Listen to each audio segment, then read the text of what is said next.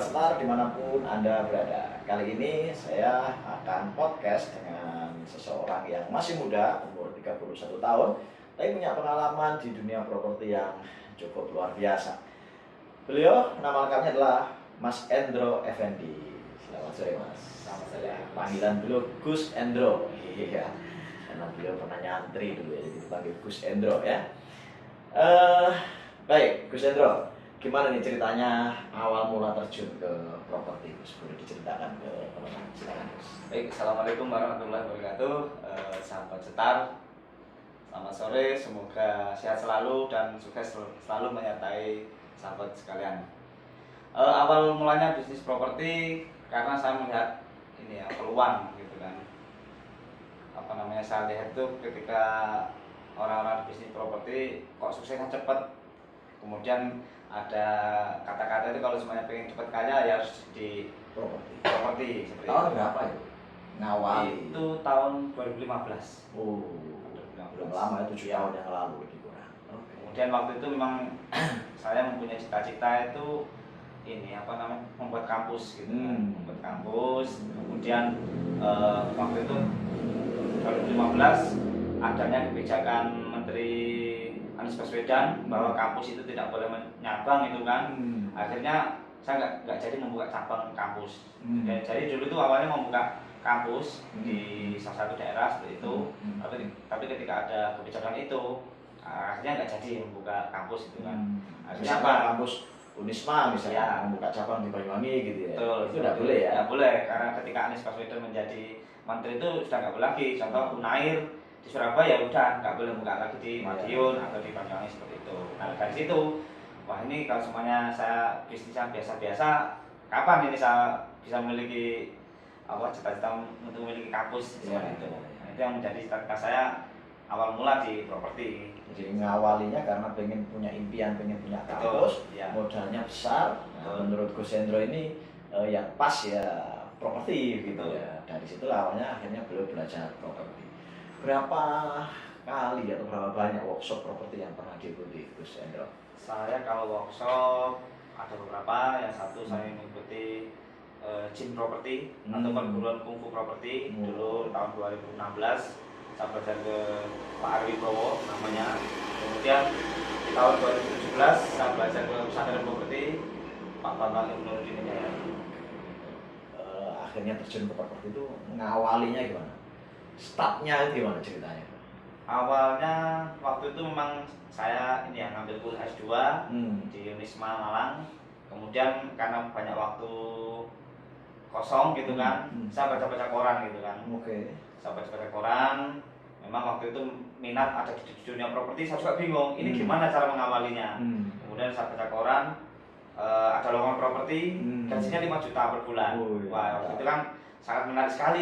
2015 ya? 2015, ini gajinya saja 5 juta per bulan. Komisi-komisinya seperti itu.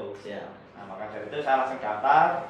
Dan alhamdulillah di bulan pertama langsung jualan waktu itu. Jadi pertama bergabung dengan salah satu perusahaan properti, dalam waktu 2 minggu sudah jualan, dapat 5 juta plus komisi 2,5% ternyata. Jadi 5 juta plus 2,5%. Berapa order pertama nilainya waktu itu, masih ingat? Waktu itu masih pembeli saya itu 350 juta. Lumayan tahun itu ya? Ya, tahun 2015. Rumah atau ruko? Rumah. Mantap sekali. Pakai online atau offline, Mas Endro? Saya menggunakan online. Jadi saya dulu memang spesialisnya memang senang online gitu kan. Jadi saya tawarkan juga melalui online seperti itu. Ya, bisa menjadi inspirasi buat teman-teman yang kesulitan jualan properti offline ya. Nah, Gus Endro ini ahlinya jualan properti online, ya kan? Beliau juga punya kelas teman-teman, memasarkan properti dengan cara online. Online berbagai media atau hanya 1-2 platform? Ada OLX, kemudian biasanya menggunakan Facebook Ad, Google Ad, atau platform seperti rumah.com, Rumah 123, Lamudi seperti itu. Jadi dulu juga pernah pengalaman 2015 itu menjual properti dalam 3 bulan laku 45 unit. 45 dari 3 bulan? 3 bulan 45 unit. 45 unit. Berarti per bulannya 15 unit lebih kurang ya. Nah, kalau seperti itu. Dan yang buat ini lagi, saya ketemu dari 45 unit ini hanya ketemu orangnya nggak sampai 15 orang. Karena by online, semua gitu online. Jadi ketika waktu itu saya masih menggunakan toko bagus, bukan OLX gitu kan. Iya. Jadi ketika mereka menghubungi saya langsung suruh ke kantor. Atas referensi Pak Indro. Ada tim sendiri yang handle di sana. Ya, kan ada tim yang di kantor, ada yang di lapangan seperti itu. Nah, kebetulan saya ya sambil kuliah gitu kan, saya ngiklan online seperti itu. Nah, ketika mereka menghubungi, saya nggak bisa, langsung saya suruh datang ke kantor. Boleh kita sebut nggak tuh lembaga propertinya apa? Itu ini Citra Group. Citra Group ya. Masih ada sekarang? Masih ada dari Surabaya, perusahaan properti Surabaya. Wah, luar biasa sekali ya. Jadi 4-5 unit 3 bulan hanya dengan online ya. Dan itu pun ketemu pemiliknya cuma 15 ya. Iya. Jadi tim di kantor amanah itu ya. Perusahaan apa tadi namanya? Citra. Citra. Gak apa-apa kita sebut ya. Kita endorse gratisan ya. Nah, insya Allah dapat pahala lah kita ya. Jadi perusahaan dari Surabaya. Developer Mas ya. Developer ya. Jadi kita harus belajar berterima kasih kepada siapapun yang pernah menjadikan kita sampai saat ini. Ya, baik. Kemudian setelah menjual 45 unit itu, Gus Hendro, apa yang jenengan lakukan sampai kemudian sampai sekarang ini? Apa saja yang dilakukan? Jadi waktu itu saya mengamati juga ya. Jadi selain alhamdulillah mendapatkan fee banyak ya dari 45 unit itu, kemudian saya berpikir gitu loh. Ya. Wah, ini bisnis properti kok lumayan gitu lumayan, kan. Ya. Nah, akhirnya saat di situ belajar untuk menjadi developernya. Nah, jadi setelah naik level lah ya. Naik level, betul. Ya. Karena saya juga melihat ada beberapa rekan yang mau buka perusahaan properti itu. Contoh dalam waktu 6 bulan itu harga dinaikkan. Jadi awalnya harga 800 juta, dapat 6 bulan dinaikkan jadi 1 miliar. Padahal lokasinya sama, tapi harganya terus naik. Ini yang sangat sangat menjanjikan sekali bagi saya properti ini kan. Dan nggak ngapa-ngapain gitu, biarkan saja harganya naik terus. Baik, itu kelebihan properti. Makanya Gus Hendro kemudian tertarik jadi developer. Kemudian perjalanan jadi developer pasti adalah jatuh bangun ya, biasa lah bisnis. Boleh ceritakan yang pernah berhasil di mana, yang nggak pernah berhasil di mana? Jadi pertama itu ketika saya setelah belajar menjadi developer itu, saya akhirnya mengikuti workshop lagi ya. Ada namanya properti syariah. Waktu itu saya ikut workshop properti syariah. Kemudian saya bilang di forum itu, waktu perkenalan itu, perkenalkan nama saya Endro, ya status masih mahasiswa waktu itu memang. Kemudian saya bilang waktu itu saya mempunyai lahan di Malang, Malang Raya, Malang dan Batu. Monggo Bapak Ibu developer kalau menginginkan lahan baik itu murah ataupun yang kerjasama atau pembayarannya lunak atau lahan strategis itu bisa ke kami. Jadi akhirnya setelah workshop itu saya dihubungi secara pribadi. Waktu itu dihubungi secara pribadi, ada orang Jakarta, ada orang Kediri, kemudian Mojokerto gitu kan, itu menjadi saya beri Mas saya mau ke Malang 1 tahun ke depan. Nah sekarang ini saya masih mencari lahan untuk menjadi proyek gitu kan. Udah semua saya serahkan sama sampean. Jadi waktu itu beliau memang semua dipercayakan kepada saya. Nah nggak lama setelah itu, mungkin dapat 3 hari, saya ada maklar ya, broker tanah itu nawari, Mas ini ada lahan, kemudian bisa dijadikan 6 unit rumah waktu itu. Nah saya langsung nawarkan ke yang pihak Jakarta ini, rekan yang pihak Jakarta. Waktu itu kemudian kita bikin analisanya, saya tawarkan, langsung besoknya kita beli. Jadi sama ini juga investor ini ya sama developer ini belum lihat juga lokasinya, tapi sudah percaya kepada saya. Ya saya di forum sudah pede gitu loh. Walaupun belum pernah punya proyek sama sekali, tapi saya sudah pede untuk membranding diri saya. Marketing ya sekaligus punya banyak relasi pemilik tanah seperti itu. Nah itu proyek pertama saya di Malang waktu itu. Nah proyek awal yang 6 unit tadi Gus ya? Ya 6 unit. Berhasil. Wah, terjual berapa lama itu Gus? Itu 4 bulan. 4 bulan ya? 4 bulan 4 unit 4 bulan. Iya. Dan untungnya lumayan ya? Untungnya lumayan. Karena yang dijual itu perumahan. Awalnya itu tanah, terus kita split menjadi 6 unit rumah. Kira-kira rata-rata teman-teman itu bisa untung sampai berapa sih Gus? Kalau dari tanah terus dijual jadi perumahan itu berapa persen rata-rata? Keuntungannya biar mereka yang mau bisnis properti punya gambaran ini Gus. Keuntungan jadi gini ya, properti itu nggak ada patokannya. Harga gelap. Jadi semau orang yang menjual, apalagi kalau orang itu sudah minat di situ, berapapun masih akan dibeli. Minimal ngambil berapa sih teman-teman itu Gus? Jadi 20%, 30%, 100% mungkin malah. Ini seumpama gini ya, semuanya kita beli tanah itu 1 juta, karena developer itu kan yang dijual tanah sebenarnya. Nah, kita jualnya 3 juta. Oh, ya, per meternya. Jadi kita sudah untung 2 juta per meternya itu. Ya, bangunannya include di harga itu. Ya. Oke, baik. Luar biasa teman-teman ya. Nah, pernah gagal nggak Gus pas ngurusi bisnis sebagai developer? Tentunya ada ya. Jatuh bangun di sebuah usaha, apalagi ini usaha properti. Ya. Ini kan terus berkembang. Waktu itu kita setelah buka di Malang ini, peserta workshop itu ada yang menawarkan juga waktu itu di Jombang. Di Jombang kita eksekusi dan gagal. Kemudian di Mojokerto ada juga waktu itu tanah. Kemudian Samodari waktu itu, Samodari, tapi masih jalan 3 bulan. Akhirnya ada konflik di lahan, diminta lagi pemilik lahan.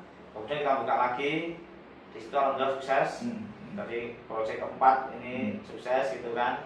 Jadi 1 sukses, 2 gagal, 3 gagal, 4 sukses. Biasa, jatuh bangun ya teman-teman ya. Yang dari 4 ini dari akhirnya kita pede membuka beberapa proyek. Jadi waktu itu tahun 2017 kita langsung buka, setelah keempat kita buka ke-5, ke-6, ke-7.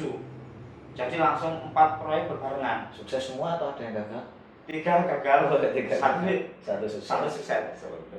Boleh tahu nggak Gus, kira-kira faktor gagalnya itu di apa rata-rata Gus? Jadi gini ya, untuk developer gagal itu jadi gini, kan kita kan ada amanah untuk konsumen itu kan. Ya. Jadi memang ini penyakitnya developer ya. Jadi ketika satu lokasi itu berhasil, belum tentu lokasi kedua ketiga itu berhasil juga. Karena apa? Di sini belum tuntas.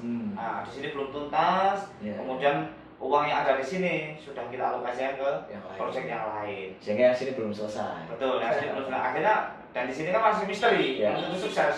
Gitu kan. Tapi kita harapannya seperti yang di lokasi pertama tadi. Nah, akhirnya di situ kita 3 proyek juga gagal. Waktu itu 1 tahun kita belajarnya 500 juta. Seusia beliau masih di bawah 30 berarti waktu itu. Sudah pernah rugi. 28 waktu itu. 28 ya, 500 juta. 500 juta sebuah angka yang lumayan besar. Belajarnya itu. Oke, baik Gus. Selain pengen punya kampus tadi Gus, apalagi yang menjadi motivasi Gus Endro ini membuka bisnis properti Gus? Saya melihat peluang ya, jadi besar sekali peluang di bisnis properti. Apalagi kita melihat ke depannya gitu kan. Selain kita bisa mewujudkan cita-cita gitu kan, bisnis properti ini apa? Satu, bumi itu diciptakan 1 kali, ya kan? Bumi diciptakan 1 kali, sedangkan manusia terus bertambah, ya kan? Betul. Ini yang membuat kelipatan harga properti terus naik, seperti itu.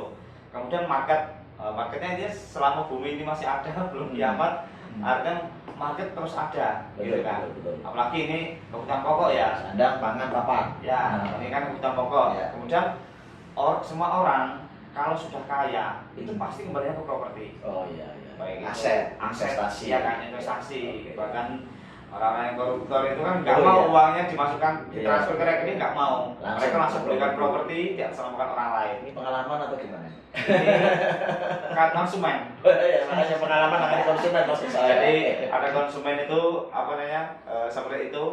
Jadi beliau bayar langsung cash dan itu koper itu sih. Iya, dan itu mobil sama mobil. Jadi kita berhenti di satu titik gitu kan. Biasa. Itu tidak dihitung juga uangnya, langsung dimasukkan ke mobil, udah WA kalau semuanya nanti ada kurang bisa menghubungi kami kembali. Oke, luar biasa ya. Jadi mobil ke mobil, koper ke koper gitu ya. Dia nggak lewat transfer ya, nanti ketahuan. Dan sebenarnya bukan hanya properti Gus ya, Betul, ya kan, bisnis yang lain juga ada ya. Oke, apa lagi Gus yang memotivasi Gus Endro ini sehingga menseriusi bisnis properti? Ini apa kenaikannya Kenaikannya ya, yang saya tadi ceritakan itu tanahnya. Jadi properti itu kan kita biarkan, kita tinggal tidur, kita tinggal propertinya kehujanan, kepanasan, harganya selalu naik. Ya ini yang membuat contoh gini. Contoh saya sekarang beli tanah 100 juta gitu. Dibiarkan saja gitu.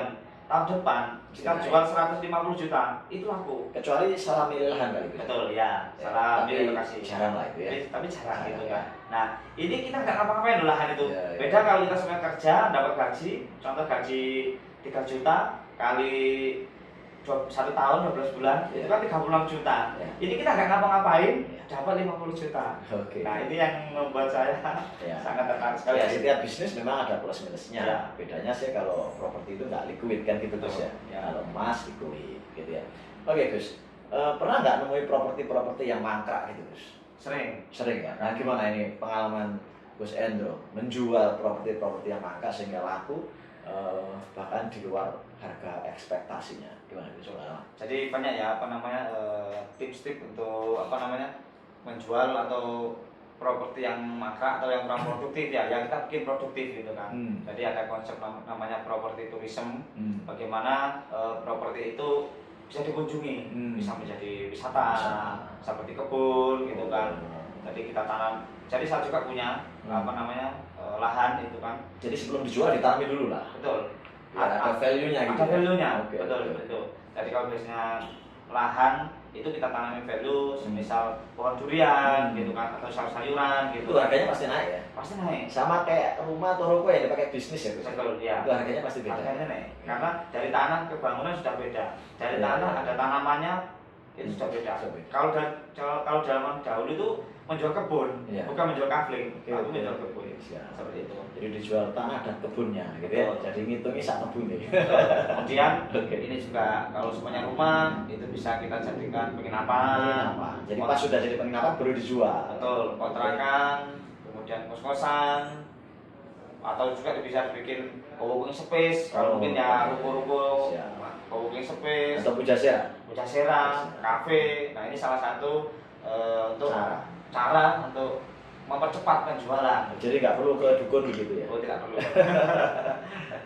Oke, luar biasa sekali. Jadi value menaikkan harga. Di buku saya ini ya sekalian promosi, Gus Endro. Di buku saya ini saya juga bahas supaya Anda nggak bertarung di harga, nggak berdarah-darah, ya kan, nggak perang harga. Anda harus kuat di value Anda, sehingga kompetitor tak bernilai, ya, kompetitor tak relevan begitu. Kompetitor tidak bisa kemudian menyaingi kita. Nah, begitu teman-teman. Jadi value, ya, silakan nanti dibaca di buku saya yang berjudul Nilai 5 ya. Alhamdulillah ini salah satu buku terlaris yang pernah saya punya. Nah baik, bicara market size, Gus Endro, market size, ukuran volume market, seberapa besar sih marketnya properti ini, Gus? Marketnya properti ya tadi sangat luas sekali, apalagi pertumbuhan penduduk terus bertumbuh, kemudian sedangkan lahan tetap seperti itu. Jadi kesimpulannya pasti lahan naik ya. Lahan terus Karena naik. supply and demand tidak berimbang, gitu Betul, sih? ya. Ya kan? Betul Ya. kan? Jadi supply lahan tetap itu aja, sementara demand setiap orang pasti pengen punya rumah, Betul. ya kan? Ya. Pasti ya, pengen punya rumah. Jarang orang terus hanya puas dengan kontrak gitu sih. Betul. Mesti dia akan berusaha bagaimana caranya kemudian punya rumah. Nah, itu mungkin market size-nya properti, jadi luas sekali Gus ya. Sangat luas sekali. Oke, baik Gus.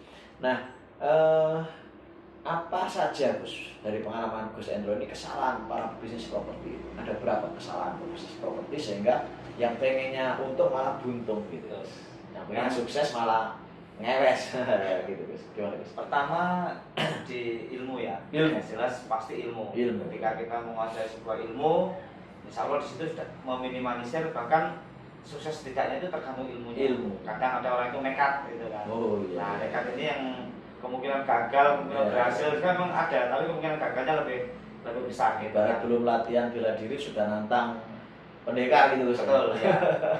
Kemudian manajemen. Ilmu. Ya, kemudian manajemennya gitu kan. Ngomong tentang ilmu, berapa banyak investasi Gus Endro yang sudah dikeluarkan untuk ilmu? Ilmu kalau di properti ya 50-an juta ada? enggak ada. Nggak ada ya? Nggak ada ya. Untuk workshopnya ya? Ya untuk workshop. Tapi kalau dengan kerugiannya 500 ya sudah. Nah, itu ilmu belajar juga kan? belajar yang mahal itu sebenarnya. Sudah habis biaya banyak ternyata masih gagal juga ya. Nah itulah perjalanan. Ya. Jadi memang ilmu itu sebelum amal, gitu Betul, kan? ya. Jangan pernah Anda beramal tanpa ilmu dalam hal apapun, ya kan? Termasuk properti. Apalagi Gus, kesalahan selain ilmu, ilmu yang nggak dimiliki, Ya. buru-buru aksi. Ya. Yang kedua Gus, yang kedua. Jadi untuk ilmu itu di developer kan untuk menjadi developer itu beda dengan marketing juga. Mungkin kalau developer radarnya harus lebih tinggi ketimbang marketing. Oh, helikopter scope-nya, ya. lihatnya harus lebih luas. Ya. Kalau marketing hanya jualan seperti itu kan. Oke. Apalagi sales ya, kan ini beda antara sales dan marketing. Dan rata-rata masih sales bukan marketing gitu kan. Nah, sedangkan developer harus menguasai ilmu sales, marketing, kemudian teknik, arsitek, keuangan, gitu kan. SDM. Nah ini lebih admin lebih kompleks lagi ilmunya. Nah makanya yang pertama ilmu, yang kedua itu pengelolaan manajemen baik itu manajemen SDM maupun manajemen finansial. Karena rata-rata ya tadi ketika di proyek satu berhasil, kemudian sudah pindah ke proyek berikutnya. Padahal proyek satu belum beres. Gus, bicara-bicara tentang ilmu, saya dengar Gus Hendro juga punya kelas-kelas untuk berbagi ilmu ke teman-teman. Apa aja Gus kelas yang dimiliki Gus Hendro? Kelas, jadi kita ada namanya kelas marketing ya. Marketing ada, marketing properti. Beliau ahlinya online marketing teman-teman. Ya, nanti teman-teman boleh japri di kolom komentar tentang kelas atau privat ya Gus ya. Privat atau mungkin konsultan juga teman-teman. Ya, jadi konsultan marketing baik kita marketing online ataupun offline. Karena pesanan properti nggak selalu online, memang pasar offline juga masih banyak. Seperti itu. Yang kedua bagus. konsultan developer. Jadi kita akan mengkonsultani di teknik, pembangunan, keuangan, marketing.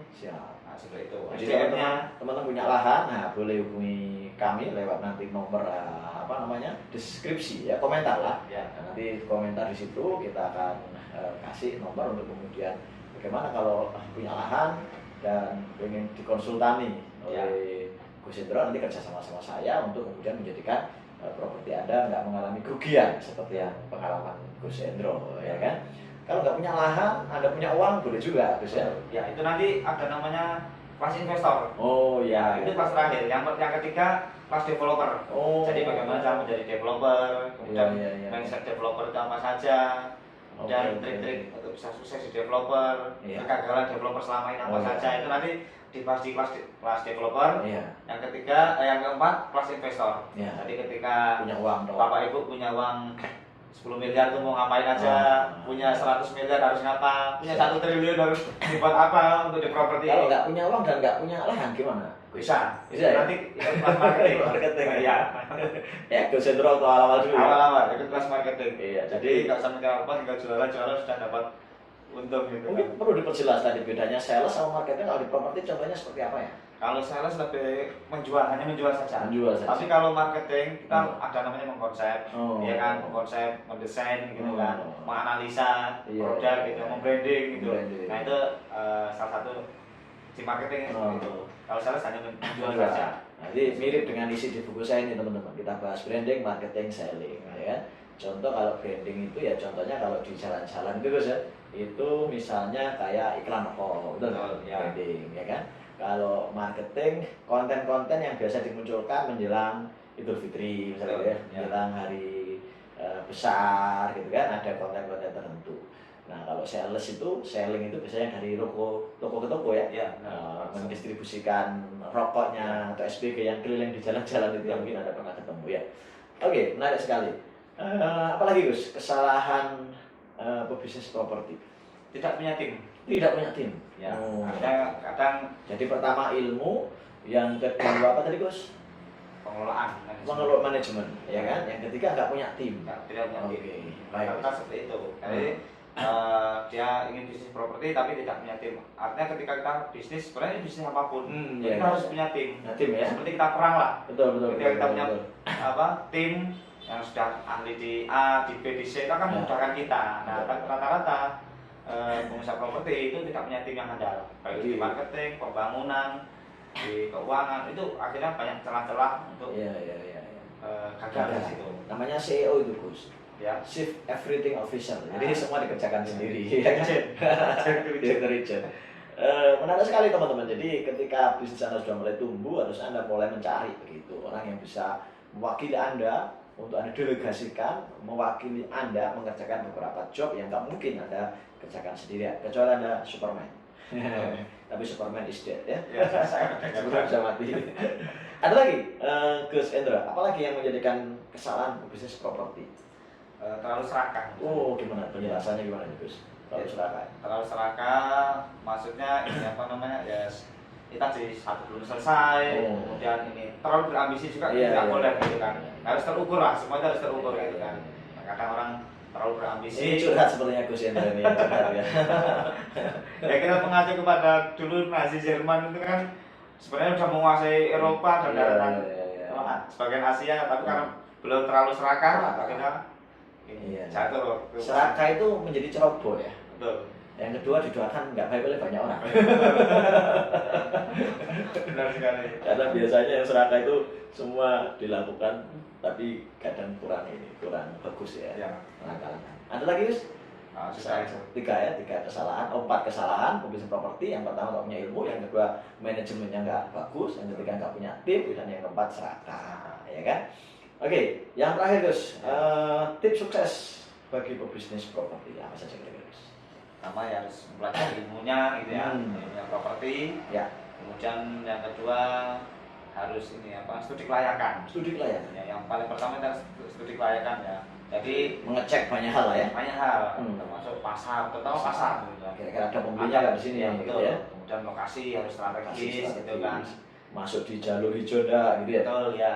Kemudian setelah itu baru kita dianalisa, mungkin analisa SWOT ya yang biasa digunakan itu. Kemudian apa namanya, bisnis plan. Oh, bisnis plan ya. Ya kita membuat bisnis plan sedemikian rupa gitu kan. Jadi sehingga cash flow-nya kelihatan. Iya benar, ada rambu-rambunya. Bisnis plan ini sebagai rambu-rambu. Jadi kita ini sudah dibudgetkan semua. Jadi nggak sampai keluar real seperti itu. Dan mindset.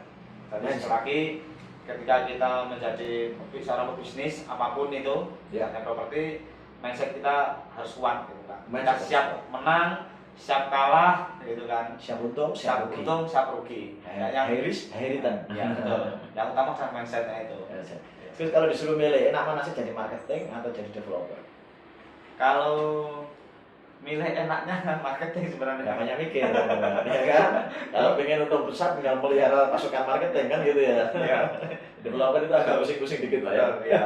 Tapi keren ya, keren developer keren. Betul ya. Kalau marketing itu kadang kesannya kurang keren ya. Betul ya. Padahal itu saya dulu karena kerennya itu. Keren, ya. Padahal developer tanpa marketing ya nggak laku kan gitu ya. Betul tidak? Ya kadang begitulah kalau kita mulai silo dengan pandangan manusia ya. Kalau di marketing lebih kusuk kali pikirannya. Di developer agak pusing-pusing. Tapi itulah pilihan teman-teman. Oke teman-teman sekalian, di akhir acara yang menarik sekali kali ini kita podcast kita dengan Gus Endro. Jadi Gus Endro ini melayani teman-teman yang pengen ahli di marketing properti terutama Gus ya. Tapi kira-kira kalau diarahkan ke marketing yang lain bisa juga ya Gus? Bisa karena ilmunya polanya ini polanya bersama. Jadi teman-teman yang pengen naikkan omset secara online bisa hubungi kami, nanti saya sama Gus Endro akan bekerjasama untuk men-scale up bisnis Bapak Ibu sekalian. Khususnya yang pengen belajar properti, pengen marketing properti, pengen jadi developer, silakan hubungi nanti di kolom komen. Anda komen, tinggalkan nomor HP Anda, nanti kami akan menghubungi Anda. Atau nanti kami di deskripsi akan kami cantumkan nomor kami, Anda bisa hubungi kami. Nah bagi Anda yang bisnisnya non properti juga kami bisa dampingi. Kebetulan saya sudah cukup lama mendampingi berbagai bisnis, kuliner, fashion, kecantikan, dan yang lain-lain. Gus Endro, pesan-pesan terakhir sesi ini. Ya, sesi ini Gus. Silakan Gus Endro. Untuk teman-teman yang menonton podcast kita. Untuk teman-teman yang menonton, ketika punya bisnis, satu kuasai ilmunya, yang kedua fokus, kemudian yang ketiga paksa untuk goal apa yang dituju. Pengen dituju ya seperti itu. Jadi kecil-kecil gini tukang maksa ternyata Gus Endro ya kan. Kuasai ilmunya otomatis teman-teman ya. Yang kedua fokus, kalau nggak fokus biasanya nggak tembus gitu ya. Yang ketiga paksa ya kan. Kerja keras, kerja ikhlas, kerja tuntas, kerja cerdas. insya Allah kita akan naik kelas. Gitu ya Hendro. Siap. Makasih banyak atas kunjungannya. Kebetulan beliau main ke kantor kami Tips Indonesia Star Coaching. Karena kami sama-sama alumni, ya beliau alumni Grounded GBC, saya juga alumni. Tapi biar kelihatan rukun kan antara Star sama GBC. Dan memang rukun lah, rukun. Saya sendiri sampai sekarang masih aktif mengikuti kegiatan-kegiatan di guru kami, ya di Grounded. Baik, teman-teman, sekian, terima kasih. Sampai jumpa lagi di podcast berikutnya. Selamat sore, salam Star. Assalamualaikum warahmatullahi wabarakatuh.